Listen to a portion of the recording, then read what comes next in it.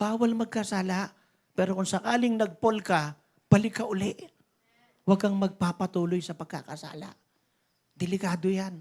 Impyerno ang pupuntahan mo. Di ba? Masarap ba rito na walang aircon, walang electric fan, ang lamig, ang sarap? Mas maganda yan kaysa mainit. Mas masarap yan. Eh yung mainit, wala. Eh sa impyerno, susunugin ka ron araw at gabi. Meron dong gnashing of teeth. Gaganon ka. Nagmumurahan kayo ron. Sinusunog ka ron araw at gabi. Hindi ka na mamatay kasi kaluluwa ka na lang eh. Ang kaluluwa, hindi na namamatay yan eh. Oh. Tapos spiritual fire na yun eh. Spiritual worm. Matthew 9:43 to 48. Mark 9:43 to 48. Mark 9:43 to 48.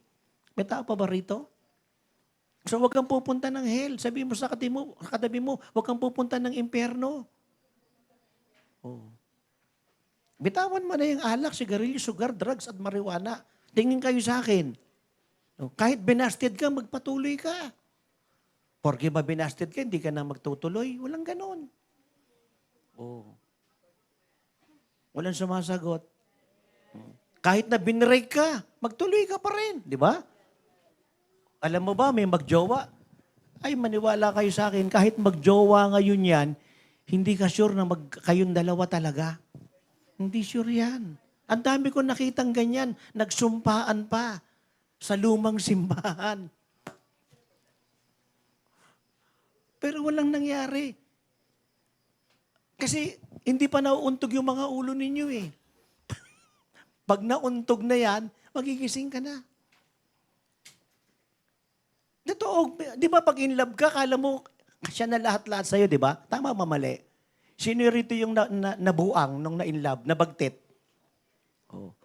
Pakiramdam mo siya na talaga. Gusto mo nga, magpalit ka na ng pangalan na niya eh.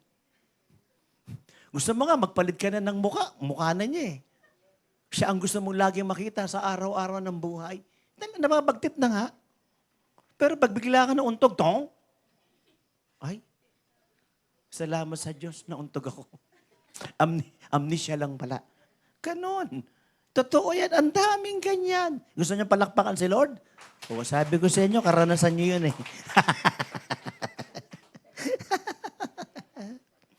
So, no, tayong mga salt and light, no not to worldliness. Amen? No not to worldliness. Pinag-aralan natin kagabi. Di ba? Romans 12:1 and 2, 2 Corinthians 6:14 to 17. Pwedeng makisama, huwag kang makikisama. Ang huli kong mga kaibigan, nag-aral ako sa Samson, sa Cubao. Samson Colleges. Nag-aral ako ron.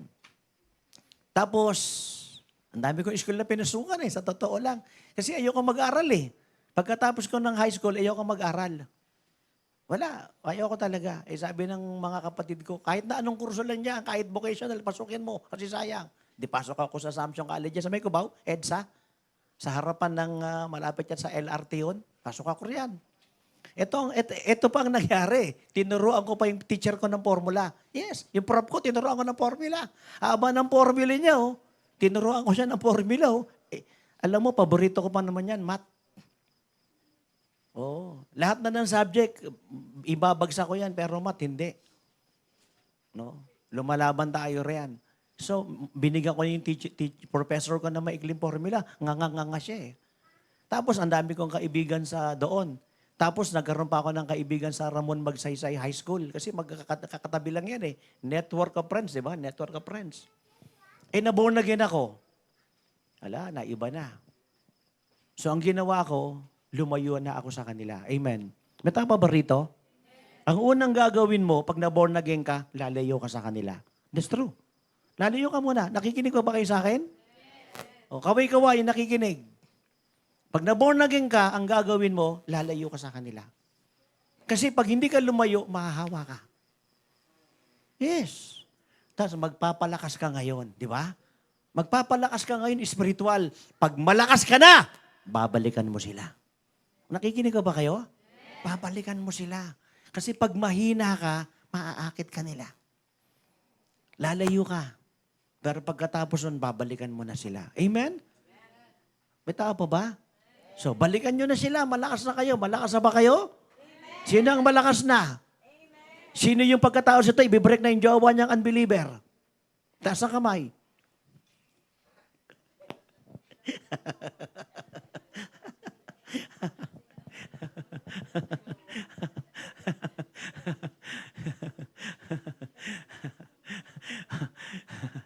Pwede ba ang mga born again, may jowang unbeliever? Hindi pwede, di ba? E paano yung mga nagsasama ng hindi kasal? Pwede ba yon? Hindi rin. Live-in, live-in. Hindi lang live-in, live-out pa. Eh bakit nyo pinapahintulutan yan? Bakit nyo pinapahintulutan?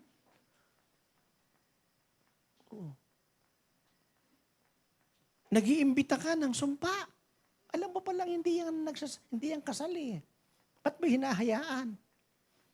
Pinapahintulutan mo na nasa loob ng tahanan ninyo. Uy, ito kinakausap ko si Pearl ha. Bakit mo pinapahintulutan, Pearl?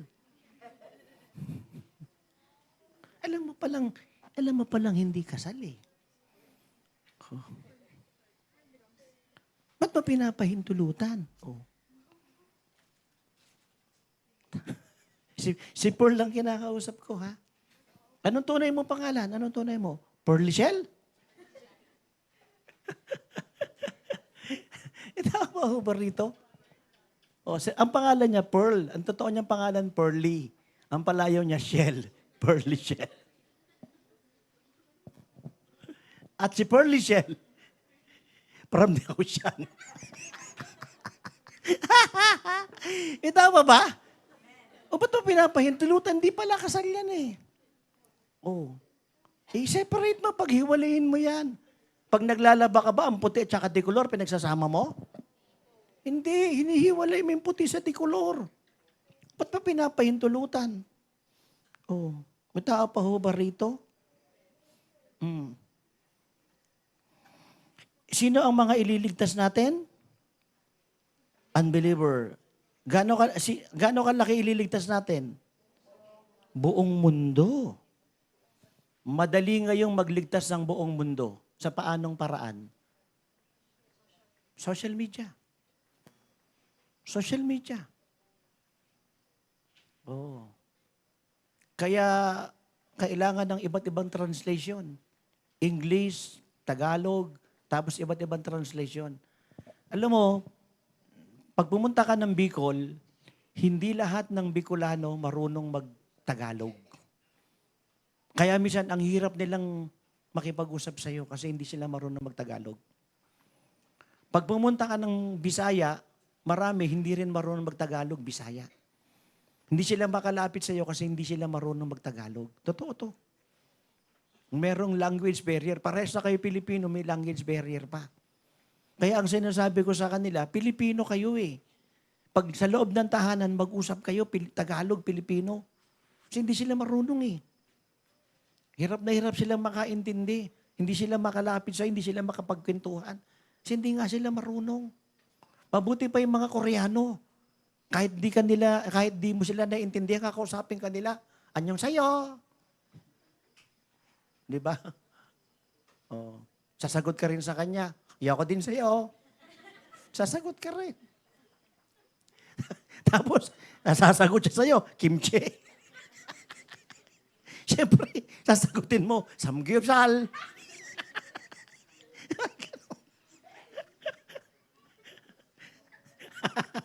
Nakikinig ka ba kayo? So, nandiyan pa ba kayo? O saan pa ba yung mga iba't ibang lugar na ililigtas natin, i-evangelize natin? Nandiyan si Pastora Lisa, oh. Oh. Malaki na ba yung bahay mo? Gawin natin church doon. Ilagay natin yung outreach doon. Hindi ako nagbibiro. Sister Nena, malaki na yung bahay mo, di ba? Ito yan eh. This is a true story. Lahat ng pinupuntahan kong bahay ninyo, binibless ko. Binibless ko. O lahat ng pinupuntahan kong bahay nyo, binibless ko. Lord, palakihin niyo po ito. Payamanin niyo ito, pasaganain ninyo ito. Amen? Yung kay Sister Nena, binless ko yun. Brother Boy, binless ko yun. Ilang floor na bahay mo ngayon? Brother Boy. 3 floor na. Noon, walang floor. Or puro floor? Tatlo na. O makinig kayo maigi sa akin, ito prophecy. Yung kayamanan ng mga umalis at ayaw bumalik, ibibigay sa inyo. Yung mga blessing at promosyon ng mga ayaw bumalik, ibibigay sa inyo. Totoo, parang Israelita yan eh. Yung mga Kaananita, sila ang nagtayo at nagtanim. Pero Israelita ang tumira at nakinabang. Kaananita ang nagtayo at nagtanim, pero Israelita ang nakinabang. Yun ang gagawin sa inyo ng Diyos. Ibibigay sa inyo yung pera nila, yung sasakyan nila, yung kontrata nila, yung kayamanan nila. The wealth of the wicked shall be laid upon the just. Prophecy ni Mama Ging last Sunday. Kapag ang mundo ay sinishake na niya, ito na ang panahon ng pagyaman ng mga born-again Christian na higit kaysa dati. Ito na. Hindi tayo apektado ng mundo. Yung nagaganap sa mundo, hindi tayo affected dyan.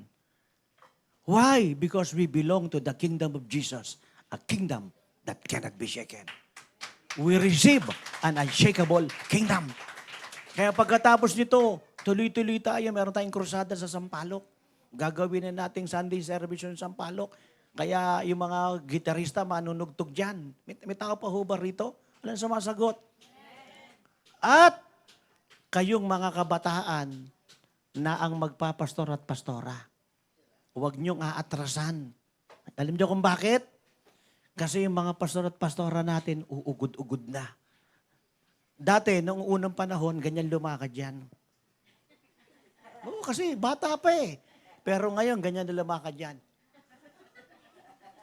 Oo. Yung mga pastor at pastora natin, matatanda na. Yung mga evangelist natin, matatanda na. Dati, alis ng alis yan kung saan ka saan. Pero ngayon, magkakam na lang, tatawag sa akin, binibigay ko na ang espiritu ko sa Diyos. Drama. This is a true story. Kaya, sabi mo sa katabi mo, ikaw na ang gagamitin ng Diyos. Oh. Pero yung, andyan pa rin sila, andyan pa rin silang ganyan maglakad. Pero tutuwangan nyo na sila. Dati ganyan sila maglakad do. Sexy, ngayon ganyan na.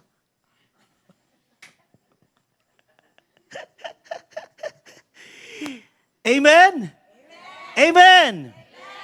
So wag mo sabihing bata ka, more of this sa mga darating na araw. Maganda yung tinuro ni attorney, no? Pati kay Mama Ging. Amen ba? More of this sa mga darating na araw. At marami tayong gagawing teaching para ma-equip kayo ng lubos. Kayo na ang maghahawak ng mga gawain natin. Amen?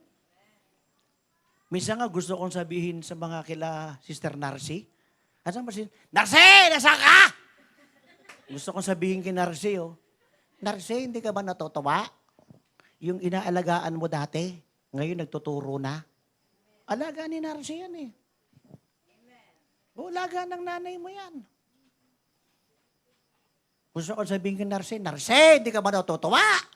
Yung alagaan mo dati, nagtuturo na ngayon. Yung dating binibit-bit mo, inaalagaan mo. Yung inahatid mo sa school, ngayon nagtuturo na. Nasaan ka ba, Narcy?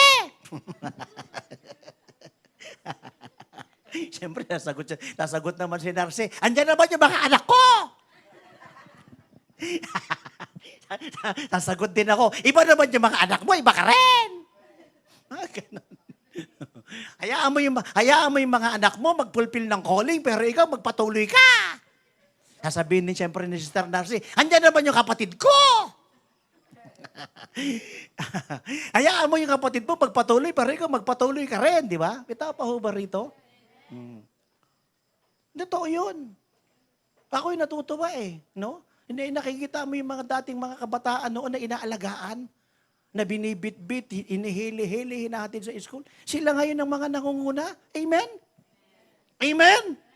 Natutuwa ba kayo ron? Palakpakan nyo ang Diyos sa mga buhay ninyo. Kita nyo kanina yung mga, isipin mo, plug lang yun, may drama pa, may umiiyak pa.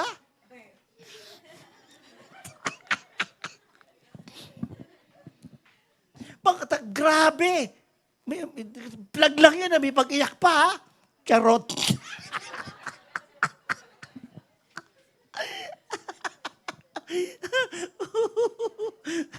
Tama ba? Ano sumasagot? Sino ang magliligtas ng mundo? Sino ang mag-i-evangelize sa mga mahal nyo sa buhay? Sino ang magbabalik sa kanila? Yung mga lugar ninyo, sino ang mag-i-evangelize dyan? Sino ang magpapastora dyan? Yung eskwelahan ninyo, kayo ang kayo.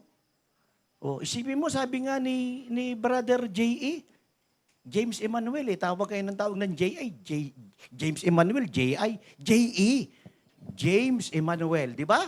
Bakit J.I.? J.E. Kinukorek ko kayo. Mali grammar nyo. Sabi nga ni J.E., mga classmate niya, born again. Pero ang tinutugtog pang sanlibutan. Maraming ganyan. Born again, tinutugtog pang sanlibutan. Oh, pinapatugtog pa sa kanya El Bimbo. Hindi born again siya, hindi niya tutugtugin yung El Bimbo. Born again siya eh. Kahit na yung El Bimbo pa ng unang panahon, at saka yung El Bimbo ng Eraserhead, hindi niya tutugtugin yun, tinuruan niya.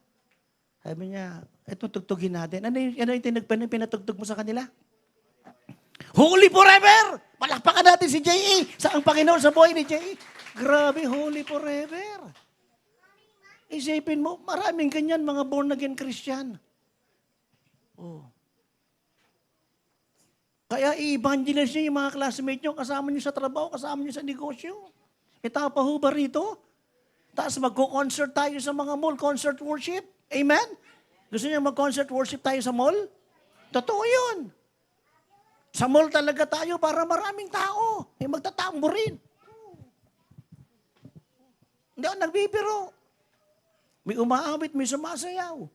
O pwede rin magdrama. Charot.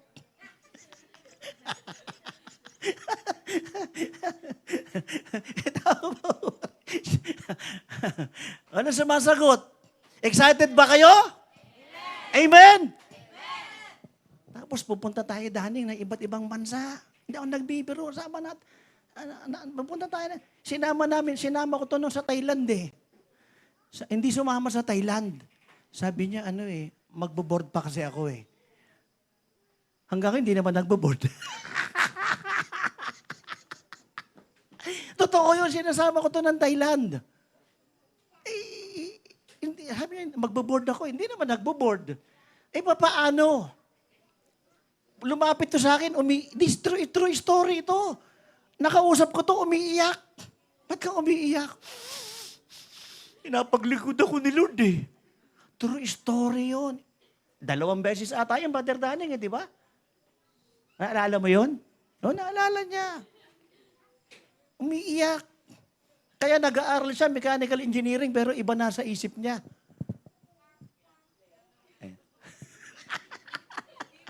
Iba na sa isip niya. Parang ako rin yun eh, nung unang panahon. Nagbi-business kami. Lakas ng business namin, kambingan. Sa tatay ko galing yan eh, amin yun eh. O, si Federico Losabia Carillo. Sa amin galing yun. Oo. Tapos nakatapos din ako ng konti. Nagtapos ako sa Asian College. Dami kong school, no? Grabe. Ano ba yung mga school na pinasukan ko? Alam mo, kahit na nagtatrabaho ako, nagninegosyo ako, ang gulo ng isip ko. Oo. Ang isip ko nasa paglilingkod sa Diyos. Parang kidaning. Oo. Nag-aaral ng mechanical engineering pero kinakausap ng Diyos. Umiiyak. Tao pa ba rito? O taas ang kamay ng mga kinakausap ng Diyos. O, tama, kinakausap kayo ng Diyos. Pati si Miguel nga, di ba, Pastor Elma, may prophecy tayo rito. Pastor ito, no? O, Pastor. Kaya makikiusap ako sa inyo, ha? Kung may mga utang kayo, bayaran ninyo. Walang, mga born again Christian, pag nangungutang, nagbabayad yan. Kung wala kang pambayad, humingi ka ng sorry, humingi ka ng tawad. May tao pa ba rito? At kapag born again ka, huwag ka ng utangero at utangera. Amen? Huwag na. Okay lang na mangutang ka, pero naging buhay mo na yung utang, walang kwenta yun. May tao pa ba rito? Pastor ito si Miguel. Kaya kanina, galing ako doon sa baba, andun ako sa baba. Tapos umakyat na ako kasi alam kong papasok na ako eh. Alam mo, si Miguel, grabe. Yung ganun ang kamay oh. Pati nga ito, Miguel, hindi mo napansin. Pati ito, oh, ginagalaw mo na yan. Pinitinitan lang kita kanina. Sabi ko, grabe yung hipo ng Panginoon kay Miguel. Mas tinalo pa si Ruth. Ay, hindi naman. Tao ba ba? Kaya tama yung prophecy ko eh. Pagkatapos ito, lalabas ang mga matitinding man and woman of God. Amen? Kalabitin mo yung katabi mo, sabihin mo, ikaw na yun. Ako, kausap ko nga yung mga youth kanina, di ba? Sila Bex. Sabi ko, Bex, magre-retire na ako. Mag-concentrate na lang ako sa mga pastor, sa mga, maraming pastor na iba, dapat i-revive eh. Sa mga police ministry. Sa mga susunod, may mga sa next year, may mga kasama na tayong police sa camp natin. Nagbibiro, doon na lang ako mag-concentrate. O, kayo nang bahala. Kaya, Sister Chelsea, Sister Rosalie, ha?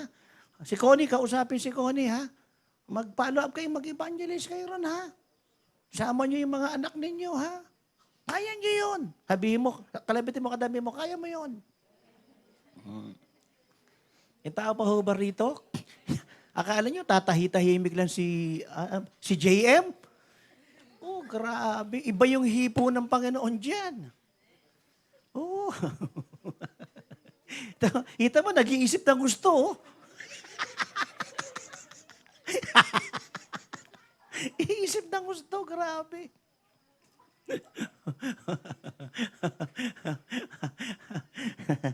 So, dito na ako magwawakas. Magwawakas na ba ako? So, buksan natin yung Isaiah 49. Isaiah 49, verse 6. Isaiah 49, verse 6. Sige, hanapin ninyo. Pag nakita ninyo, pakibasa ha.